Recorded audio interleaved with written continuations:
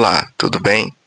Chegamos no 13º sábado, ou a 13ª lição, que teve como título esses 3 meses, Cristo em Filipenses e Colossenses.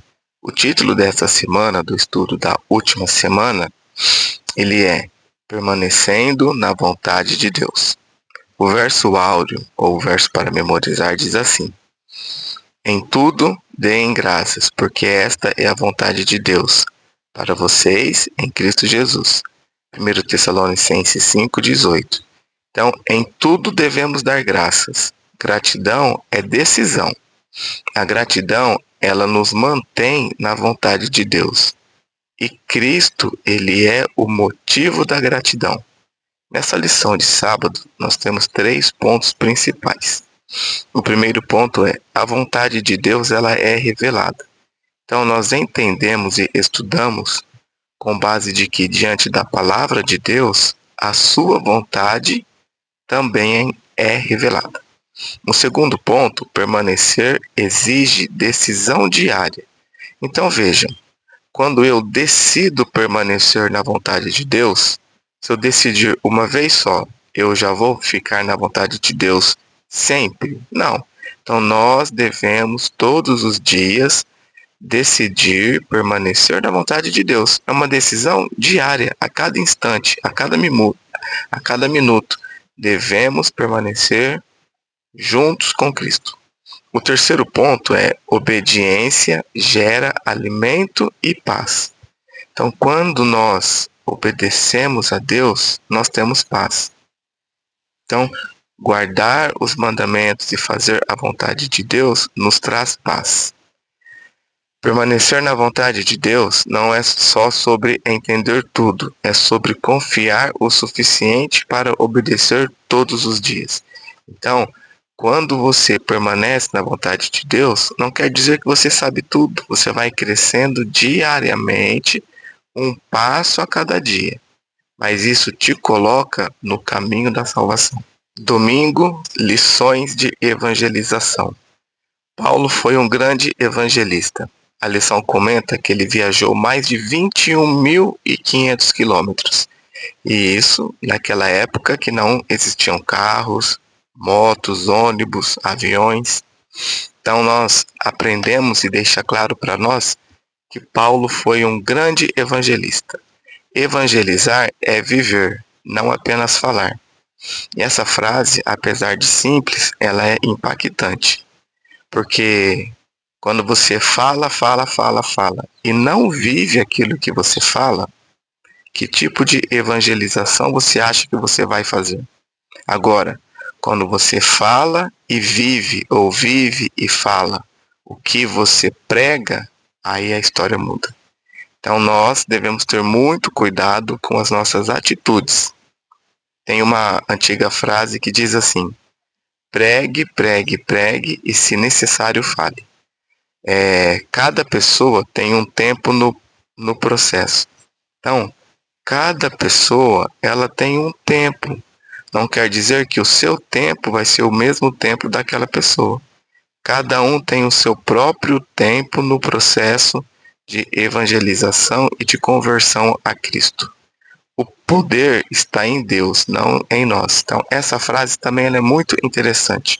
Quando nós falamos que o poder está em Deus, quer dizer o quê? Não é você, não sou eu que vai converter alguém. É o Espírito Santo. A nossa parte é apenas pregar e aguardar o trabalho do Espírito Santo. Evangelizar não é convencer pessoas, é apresentar Cristo e permitir que Deus faça o resto.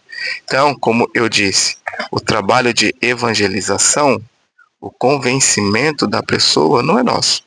Nós devemos apenas pregar e esperar que o Espírito Santo faça o trabalho dele. Segunda-feira, conexões na igreja.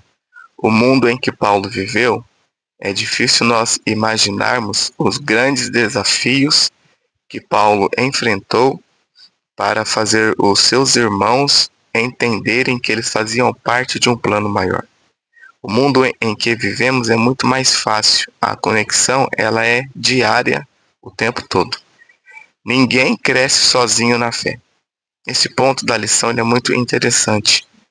Nós precisamos ter o convívio com os irmãos, ter o testemunho dos irmãos e estarmos juntos, batalhando juntos para crescermos na fé. Relacionamentos são ferramentas de Deus. Então, os nossos irmãos, os nossos relacionamentos, na verdade, eles servem para nos inspirar e dar forças para que possamos continuar nessa caminhada tão importante da nossa vida. Pertencer gera compromisso. Então, olha só que interessante. A lição ela vem passo a passo. Agora é pertencer a um grupo, pertencer a uma comunidade.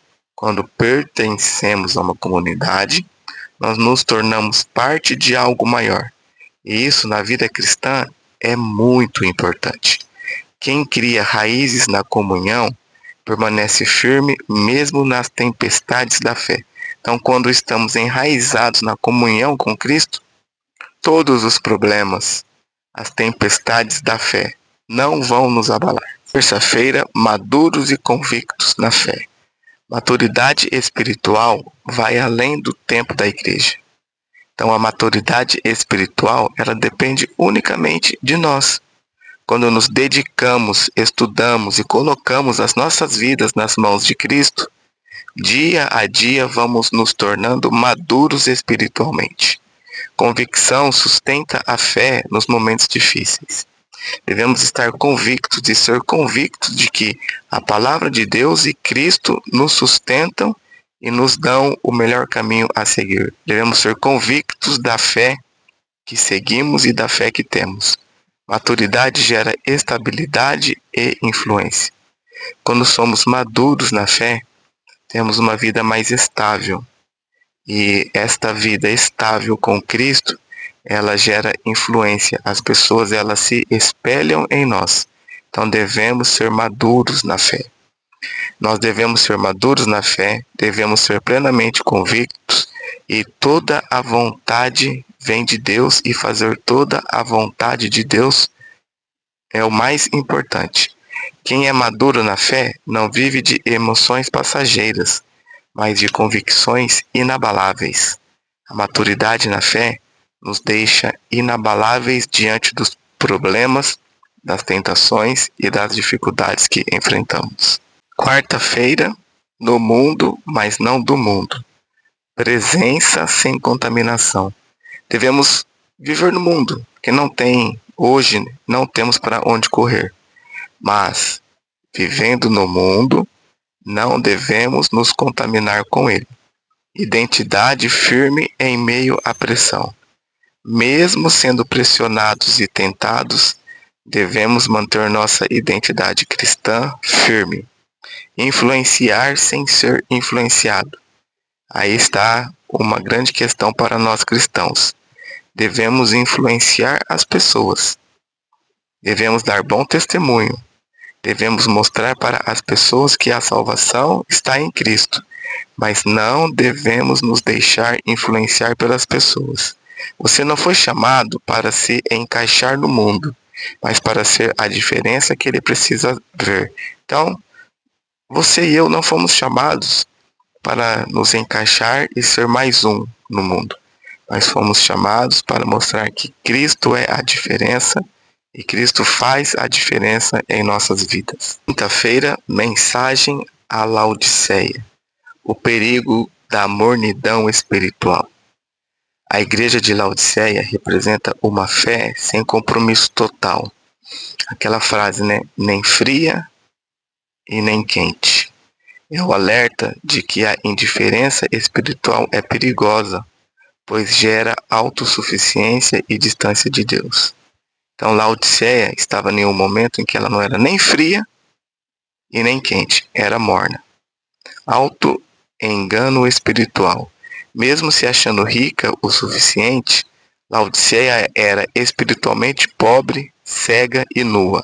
A lição mostra que podemos pensar que estamos bem, quando na verdade precisamos de transformação. Convite ao arrependimento e restauração. Cristo não nos rejeita. Ele nos convida ao arrependimento Ele oferece ouro refinado, vestes brancas e colírio. Ele bate à porta esperando que nós o convidemos para entrar. Deus não procura perfeição, mas um coração que reconhece sua necessidade e decide não permanecer morno. Deus não procura perfeição, mas um coração que reconhece a sua fraqueza, decide não permanecer morno e se entrega a Deus. Meu irmão, minha irmã, eu espero que essa rápida recapitulação o ajude neste sábado a compreender melhor o estudo que nós tivemos durante a semana. Também eu desejo que Deus o abençoe grandemente, que a sua família tenha saúde, paz e prosperidade.